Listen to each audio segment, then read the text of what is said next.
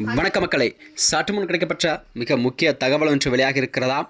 Andhra model தான் விஜயை வைத்து பாஜக போட்ட பலே பிளான் என்ன? அதாவது என்கார்டு போட்ட பனையூர் அவ்வளவுதானா? வாங்க வீடியோவை மூலமாக்கலாம். அதாவது தமிழகத்தில் நிலவக்கூடிய இந்த 2026 சட்டமன்ற தேர்தல் நெருங்கக்கூடிய சூழல் தான் அனைத்து கட்சிகளுமே தனது கட்சியின் கூட்டணிகளை பலப்படுத்தும் வகையில் தான் அதற்கான வேலைகளை தொடங்கிவிட்டதாம். அதாவது தமிழகத்தில் இம்முறை கண்டிப்பாக 4 முனை போட்டி நிலவக்கூடிய சூழல் உருவாகி கொண்டிருக்கிறது.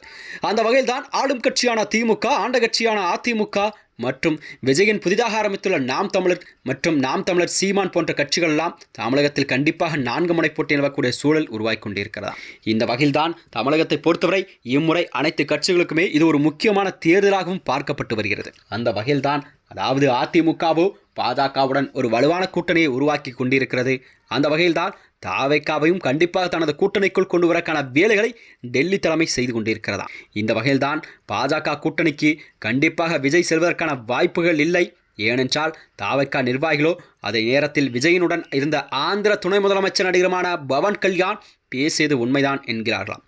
தமிழகத்தை பொறுத்தவரை நடைபெறவுள்ள இந்த சட்டமன்ற தேர்தலை முன்னிட்டு அரசியல் சூழ்நிலை நாளுக்கு நாள் ஒரு பரபரப்பாக மாறியிருக்கிறது.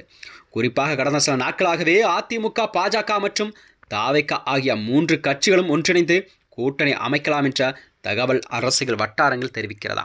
கண்டிப்பாக இந்த 3 கட்சிகளும் ஒன்றிணைந்து செயல்பட்டால் தமிழகத்திலே ஒரு பலமான கட்சியாக கண்டிப்பாக உருவெடுத்து வருகின்ற 2026 சட்டமன்ற தேர்தலில் அதிமுக கூட்டணி என்பது கண்டிப்பாக ஒரு மிகப்பெரிய வெற்றியை தழுவும் என்பது எந்த ஒரு மாற்று கருத்தும் இல்லையாம். இந்த தகவல் வெளியாயிருந்த தமிழக அரசியல் களத்தில் ஒரு புதிய பரபரப்பும் ஏற்படுத்தியிருக்கிறது.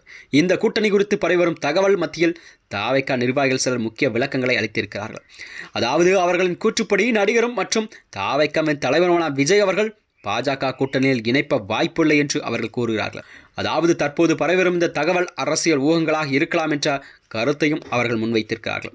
அதாவது என்னவென்றால் வருகின்ற 2026 சட்டமன்ற தேர்தல் கண்டிப்பாக விஜய்க்கு அதாவது முக்கிய தேர்தலாக பார்க்கப்படும் சூழல் உருவாகி கொண்டிருக்கிற நிலையில்தான் அவர் பாஜகவோடு இணைந்தால் கண்டிப்பாக தமிழகத்திலே ஒரு மிகப்பெரிய வெற்றியை கண்டிப்பாக சந்திக்கக்கூடும் என்ற நிலையில் தான் பார்க்கப்பட்டு வருகிறது. இந்த நிலையில்தான் அதாவது இந்த தேர்தலில் திமுக மீண்டும் வெற்றி பெற்று ஆட்சி அமைத்தால் அடுத்த 5 ஆண்டுகளில் இந்த 3 கட்சிகளுமே அரசியல் நிலையை பாதிக்கப்படலாம் என்ற அச்சம் அந்த கட்சியின் தலைவரிடம் இருப்பதாக அரசியல் வட்டாரங்கள் தெரிவிக்கிறதா. இதன் காரணமாகத்தான் இந்த முறை கண்டிப்பாக திமுக கூட்டணியை தோற்கடிக்க எந்த வகையிலும் அரசியல் வலிமையை ஒன்றிணைக்க வேண்டும் என்ற எண்ணத்தில் சில ஆலோசனை நடைபெற்று வருகிறதா. அதாவது இந்த சூழலில் மத்திய உள்துறை அமைச்சர் அமித்ஷா கூட தரப்பிலிருந்து தாவேக்க தலைவர் விஜயை தொடர்பு கொண்டு பேச்சுவார்த்தை நடத்தப்பட்டதாகவும் அரசியல் வட்டாரங்கள் தகவல் பரவியிருக்கிறதா. மேலும் இதுபோன்ற வீடியோக்களை தெரிந்து கொள்ள நமது சேனலை மறக்காமல் சப்ஸ்கிரைப் செய்து கொள்ளும். நன்றி, வணக்கம்.